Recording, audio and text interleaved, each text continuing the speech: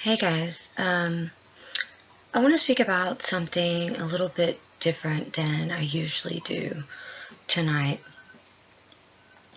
and that is something about my country, about the United States.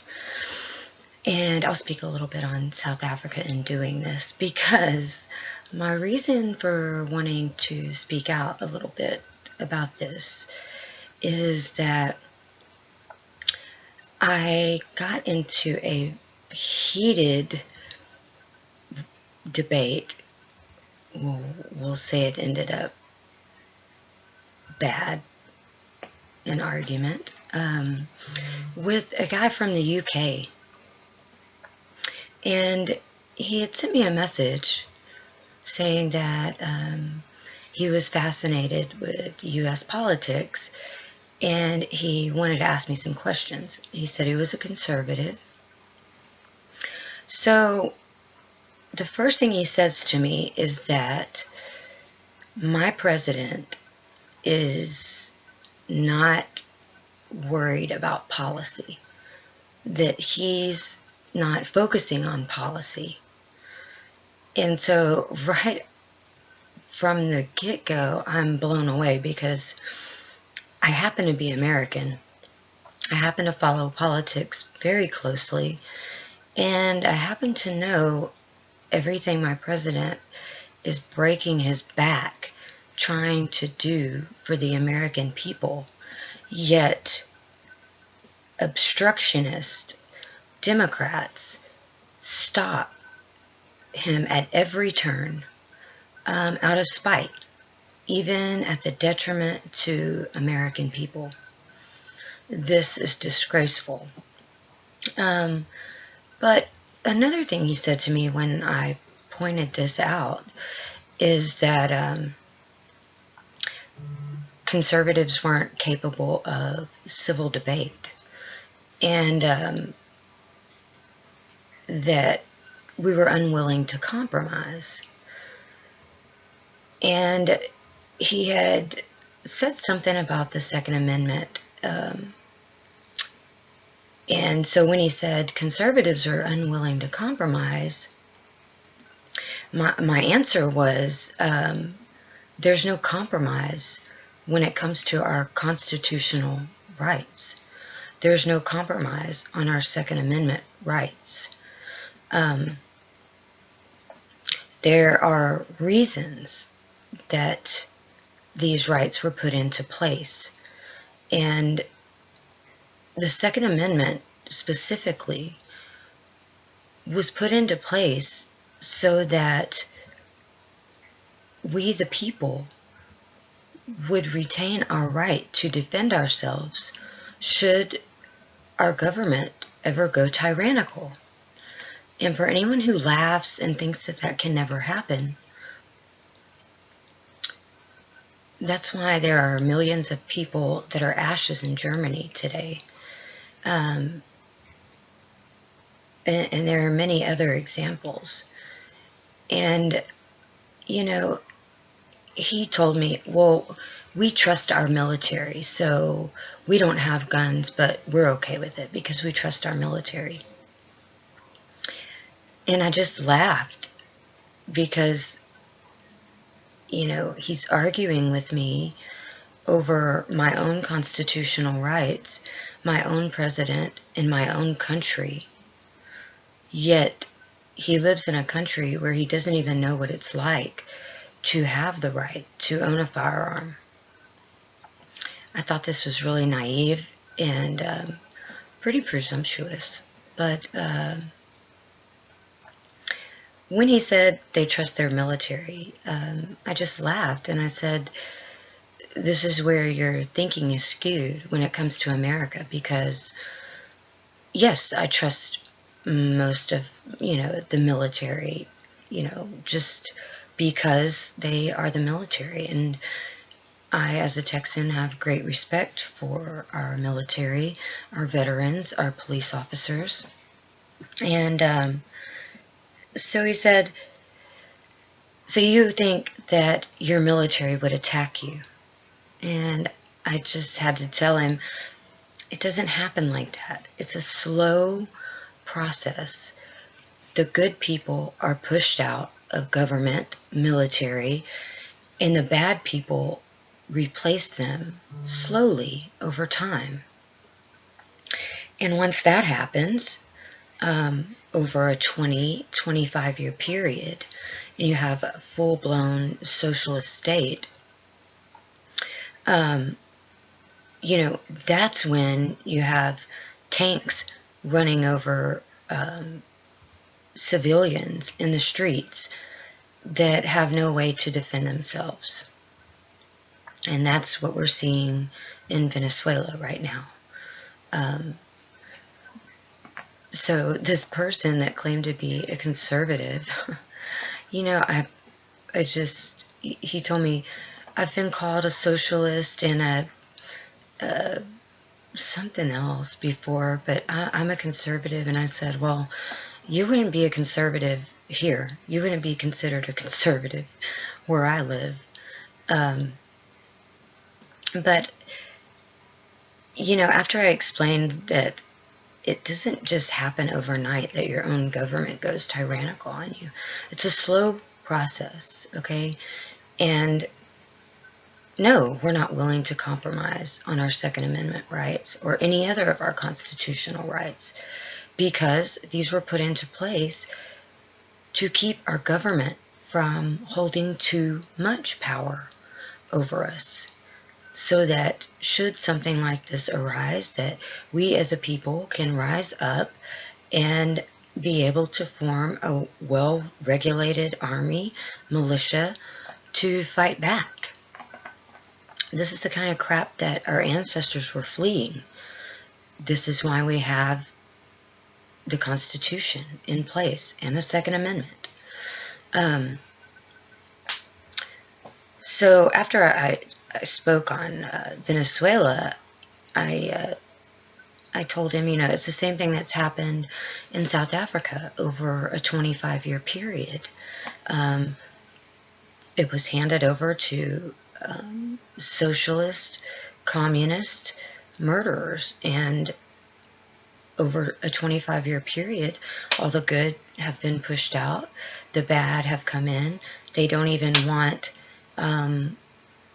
whites in the military anymore at all. The police are thoroughly corrupt and incompetent. And he said, yeah, but they literally owned human beings. So then I got angry and I told him, you are a liar. And he said, pardon me? And I said, you're flat out lying. You are lying.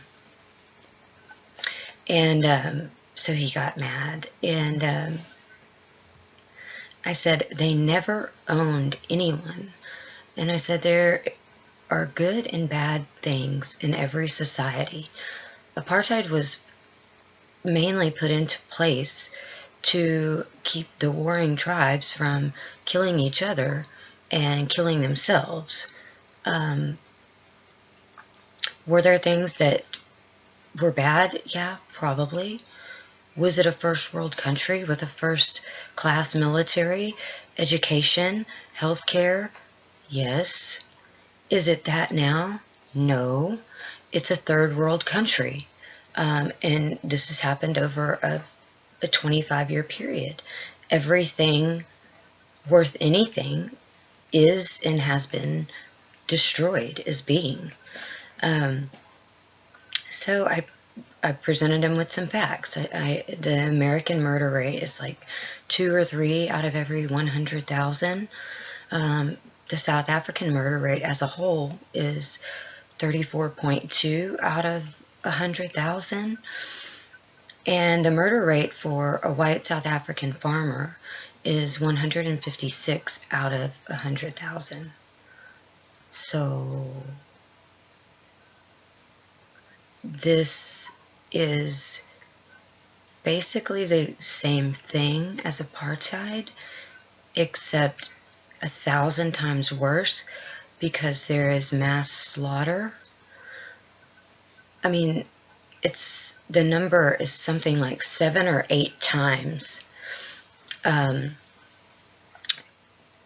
the amount of murders have been committed during the ANC rule, their takeover since 1994, than the entire apartheid rule. 7 or 8 times the number. I mean, and that was a few years ago, maybe more. That's insane. And he said, whoa, whoa, whoa, you're going down a dark hole. So I said, I just presented you with facts. You said that conservatives are not capable of civil debate. But I present you with facts, and you still have nothing to contribute. So I was getting really upset. And, another thing that really aggravates me is that every story, even the U.S. Human Rights Report for 2018, just pissed me off on South Africa. Because in one breath, it tells you how thoroughly corrupt the police force in South Africa is.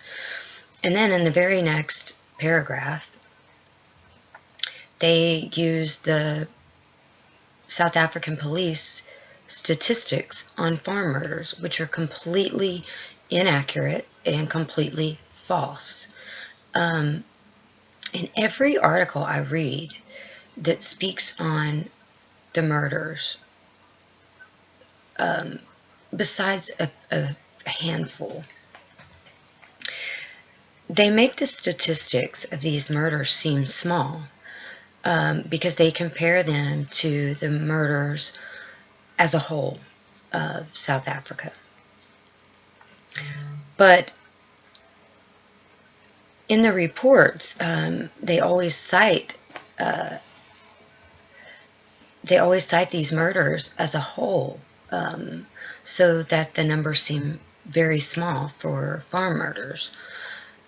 But what they never say in these articles are that these people make up only a very tiny minority, only 7 to 8% of the population in South Africa.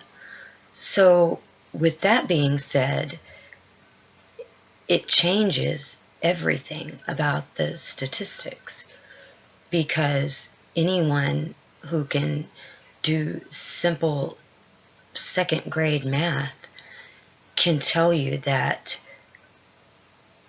that rate of murder for 7 to 8% of the population is an insane number, and that there is a huge problem.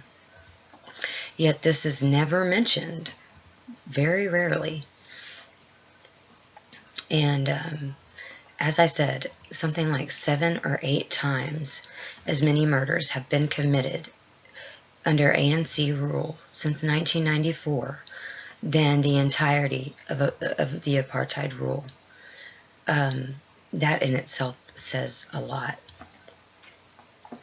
And I will close this up by saying, as an American citizen, and as a conservative, I've even distanced myself from the Republican Party because I feel they showed their true faces to us in 2016, that they were willing to go to any lengths to hold power and keep a patriot from fixing everything that was wrong in America.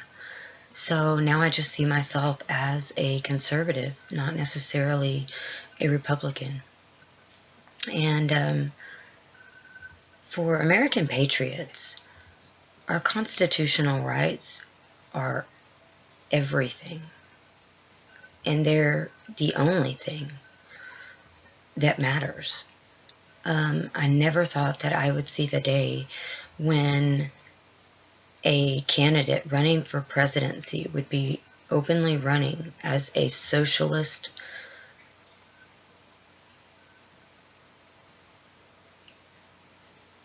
I'm just blown away. I'm just blown away that it's more than one person.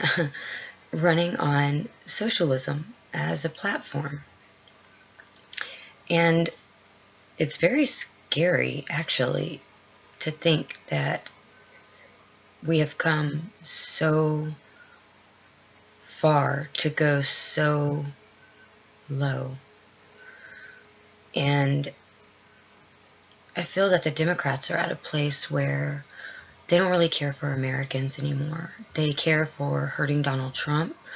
They care for hurting anyone who supports Donald Trump.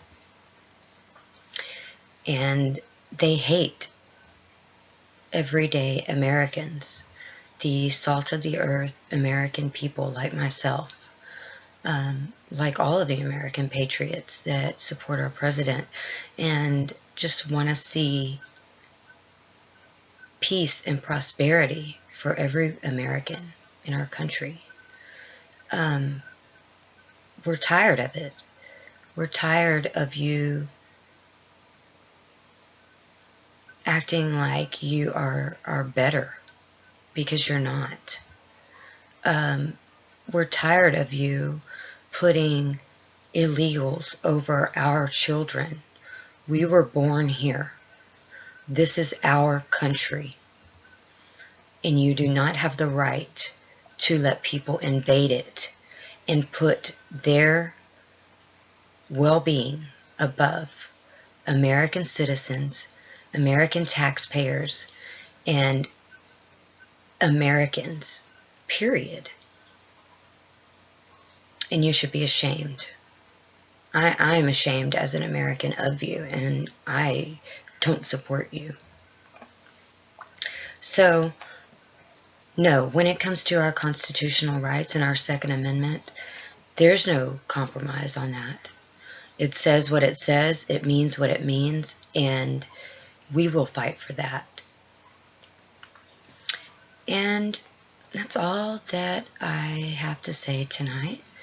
I just thought I would bring that little story to you. I thought it was interesting for someone to judge who have never had the rights that I have and be so judgmental about it. So, yeah, the world's upside down. Good is evil. Evil is good. Right is wrong. Wrong is right. We truly live down the rabbit hole. And I'm hoping to wake up soon. Thank you, everyone. Have a good night.